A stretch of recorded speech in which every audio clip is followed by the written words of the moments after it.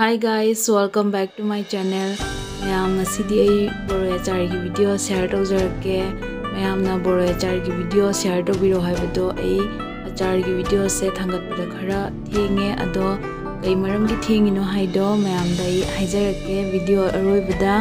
adudi boro achar ki video sembase mayam ingminarasi.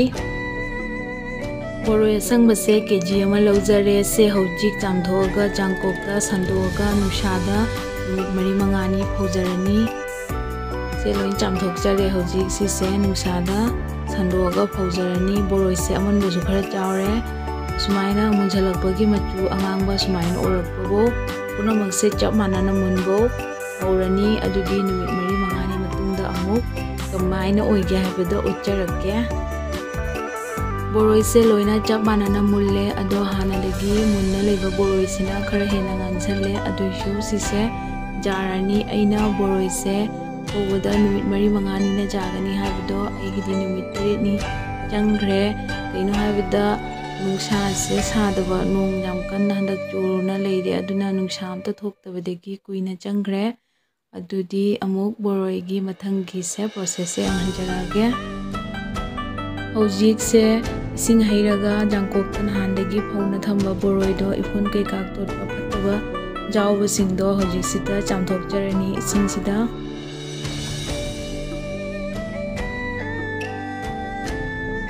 sumaina singda tawraga chamthokjar boroi se chamthoga hojik boroi gi makok singse lawthoni makokta jawba phattaba lawthoni aduga boroi se loina sumaina khara metlani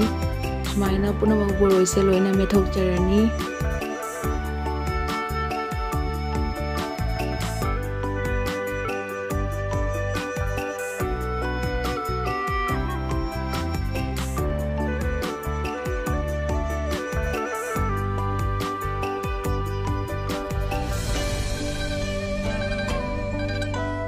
boroi se loina maru se khara loina methoe hojik boroi da jawriba ising singse kangnaba aruga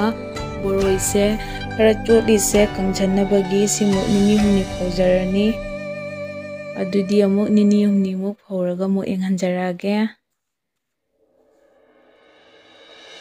Boroi se phaujare boroi se kange hojik aina nini humni phaugani haibado amuk nungsa tholaktadana numit mari mangani jangna phaure anak boroi achar sembase apanbagi apanba ngata aduna boroi achar sembase sum thenge aduga video se upload tawbada thengi se gi maram amasu lei adudi video se loina engaga khangani aroibadai haijaramge adudi video se khangnabagi loina su yengbiro. Boroi achar sembada changadaba machal sing siga leijare guamoris tamasani jira chamasama kala jira chamasama makhai ajwain chamasani adigo maru chamasani methi chamasama aduga morokang base manga taruka asida leiriba chamasigi changdani aina masla singse laujari se adu aina mamangda chorpana char sembada masla singse loina maroi marangaina haikre adudo machal natraga masla na haigadabuni haina comment yam ibirai adudo aina akhoi jira sidi midai gi londa maroi na haidana ado aina si singse loina maroi na haikre maroi marang haina adudo soibani ado mayamna comment tawraga aigi soibase haibirakpase yam nungaijai mathangda su aina haibada soiba lanba yauragadi mayamna comment tawraga dum haibirau sumaina lanba yauraga su haibirakpase yam nungaijai mathangda su sumaina haibirau. Hojik khang sahanjare khang asabasida ngasai masla singdo loina ngaujarani ahanbada khang se ahanbada preheat tawrani fajana sahalani aduga mai se taphallaga masla sing se loina punjallani aduga mix tawraga masla sing se loina minute mari manga ngaujarani khara kembabo adudi masla sing se hapchallaga naha ngaujarage.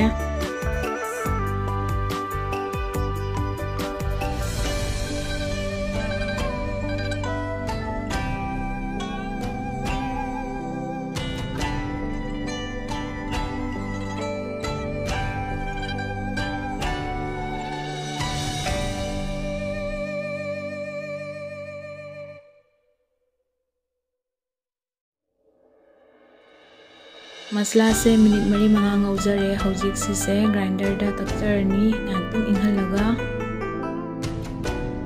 grinder da mix taujare sise aduga sise loina kutna takte maru kar thami achar tawbada loina kutna maru sing haidi masla sing se takhradi hauroi aduna asise khara maru oina thami pauna hojik mathangi dum uttarage kaman tawge haibado hojik khang amuk sahanjare khang se phajana sahalani khang se phajana sahalaga थाव से असigi कापसिगी चांगदा खाइबोका हैजरनी थाव से हैरगा मई से लो तौरगा थमियु नत्रगना मई से मुथला सुपाइदे दुगा थाव से ngakta इंहलनी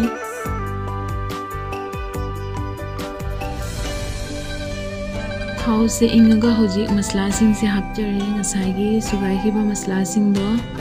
अदो होजिक से अमुतंग मिक्स तौजरनी पाउदा मसला सिंग से morok kitang sahanningbagi morok chamas amaka hapjarani morok se sahanningsdragadi red chili powder sadabado adu jo khara hapiba jagani edi kitang sahanningbagi jumgi morok hapjare aduga hojik sida thum hapjarani thum se chamas ama makai hapjarani boroi se silagadi thum kitang jamna hape matho dai kaino haibada boroi se sinba se thum hapadi boroi sinbado khara likthai hojik sise boroi hapjalani boroi se hapjalani aduga masla singsiga phajana mix tawrani mix tawraga boroi char semba se loire ado last ki step khara su haijarake se hana mix tawjarani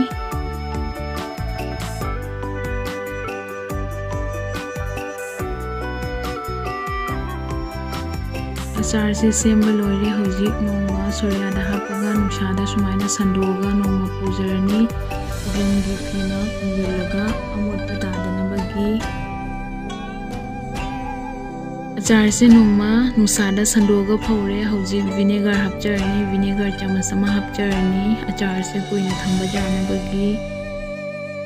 vinegar hapaga mix tawrani achar se chaba matamda sijanaba matamda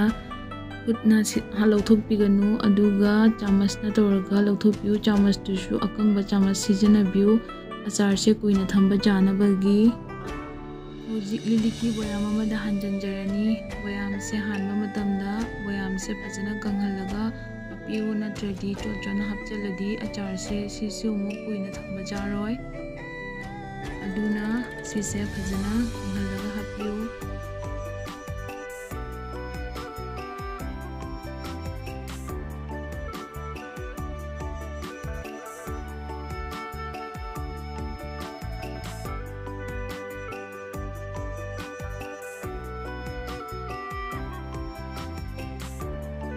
achar se hanjanba loire hojik mathakta thau hingba kap tangkhai ama haijanjarani achar se botanabagi aduga hauba matamda fijam phina unjalaga pobiu aduga hojik mathakta toliba thau petak se fijam gi phina lethokjarani achar se chaba matamda su achar se lauthoga phina sumaina mapan se tethokpiraga aduga makhum khumaga thambiu achar se duidi kuina thamba jagani hojik boroi achar semba se pungloi lore hojik aroibada aina boroi achar upload tawba thengbugi maram haijage haibado ase se ahanbada aina boroi achar video se upload tawge aina semgeba boroi achar ni adoido asiki boroi achar se semba loiraga ina soina metpadagi video se loina delete oigre aduga boroi achar gi video se thangatpa ngamdre aduna nungai dum thangatre adu amuk aina boroi se laure aduga boroi achar se mayamda share tawningbagi boroi achar se mu semaga thangatjara ini ahanbada semgiba boroi achar se handaki boroi achar gi sangdai kitang pi adu shu jamna hauri boroi achar se pikthana semani adu ta chan lusale boroi achar se am hauri adu si se plastic ta hape kuina su chararoi aduna aina plastic ta dum hapjare si se yang na chana sum loisalani aina ꯕꯣꯔꯣꯏ ꯑꯆꯥꯔ ꯁꯦꯝꯕꯁꯨ ꯂꯣꯏꯔꯦ ꯚꯤꯗꯤꯑꯣꯁꯦ ꯌꯥꯝ ꯁꯥꯡꯖꯔꯔꯣꯏꯒꯦ ꯃꯇꯥꯡꯁꯤꯗ ꯂꯣꯏꯁꯤꯟꯖꯔꯒꯦ ꯁꯨꯃꯥꯏꯅ ꯕꯣꯔꯣꯏ ꯑꯆꯥꯔꯁꯦ ꯁꯦꯝꯃꯒ ꯆꯥꯕꯤꯌꯨ ꯌꯥꯝ ꯍꯥꯎꯕꯅꯤ ꯑꯗꯨꯗꯤ ꯑꯩꯒꯤ ꯕꯣꯔꯣꯏ ꯑꯆꯥꯔꯁꯦ ꯍꯥꯎꯒꯗꯕ ꯃꯥꯜꯂꯒꯗꯤ ꯂꯥꯏꯛ ꯁꯤꯌꯔ ꯁꯕꯁꯀ꯭ꯔꯥꯏꯕ ꯀꯃꯦꯟ ꯇꯧꯕꯤꯔꯝꯃꯨ ꯑꯗꯨꯒ ꯕꯣꯔꯣꯏ ꯑꯆꯥꯔꯁꯦ ꯁꯦꯝꯃꯒ ꯆꯥꯔꯒ ꯀꯃꯥꯏꯅ ꯇꯧꯒꯦ ꯍꯥꯏꯕꯗꯣ ꯑꯗꯨꯗꯤ ꯁꯣꯏꯗꯅ ꯀꯣꯃꯦꯟꯇ ꯏꯕꯤꯔꯝꯃꯨ